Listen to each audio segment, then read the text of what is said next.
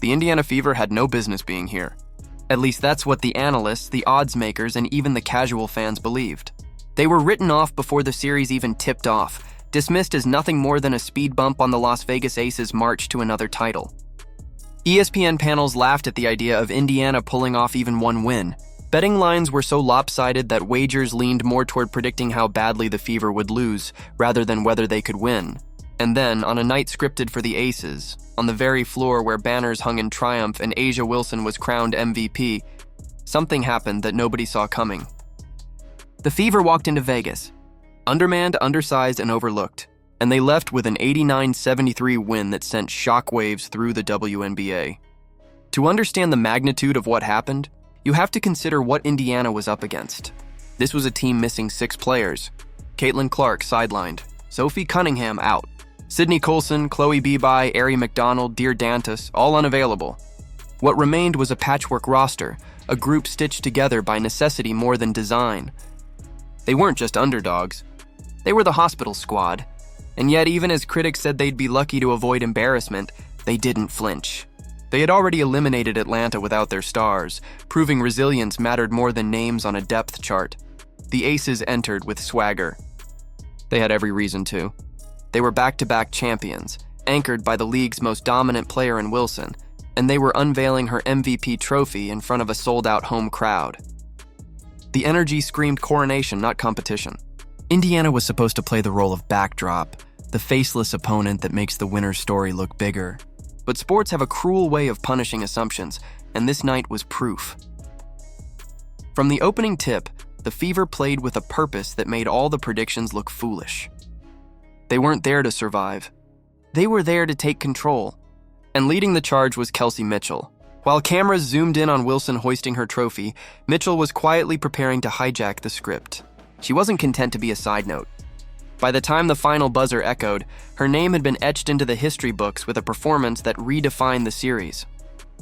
Mitchell dropped 34 points in the semi-final opener, a mark that not only carried her team but also broke records. No Indiana Fever player had scored that many in a playoff game since 2012.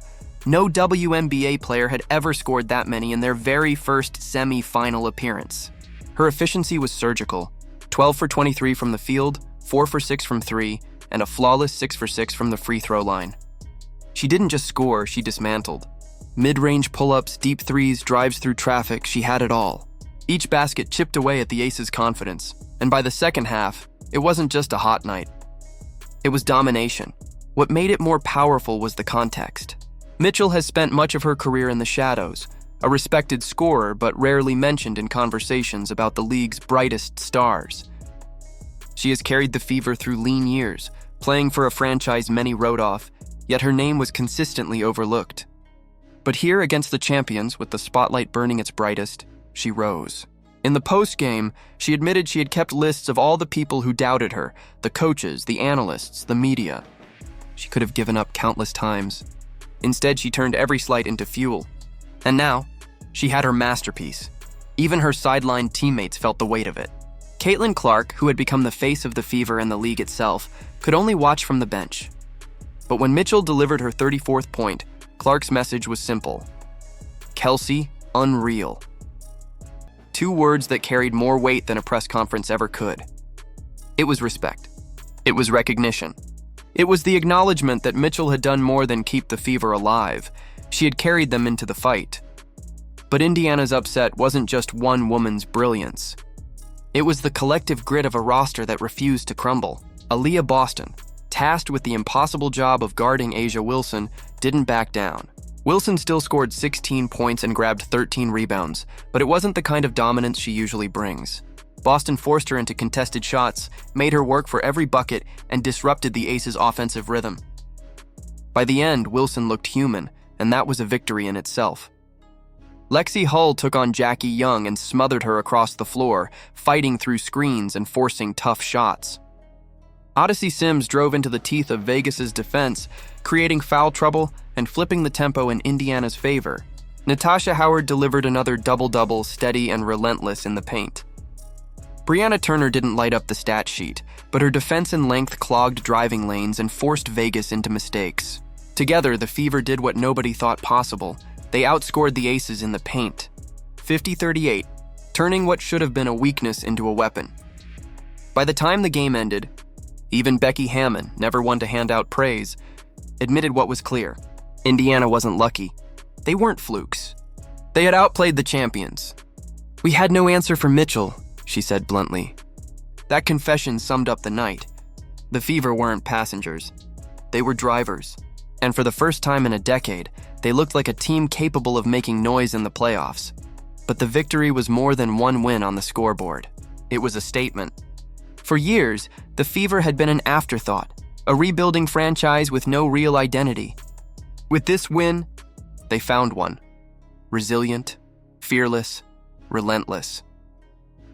They had stared down the league's most dominant team on its most celebratory night and walked away with their heads held higher than ever before. Still, reality lingers. The series is far from over. History shows that 28% of teams who lose Game 1 in a best-of-5 still come back to win. The Aces know this. They've done it before. They will adjust, they will regroup, and they will come out in Game 2 with fury. Wilson will not be content with being slowed. Young will not accept another muted performance.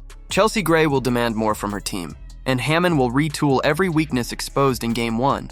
The question is no longer whether Indiana can hang with the champions. That's been answered.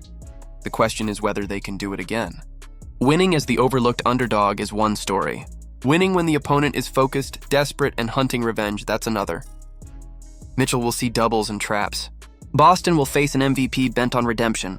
Every possession will demand more. And yet that's exactly where legends are forged.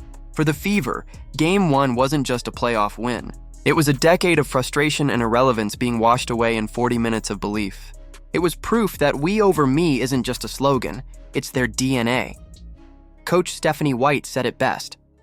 "We can't look too far in front of us. We take it one day at a time." That's when you do really special things.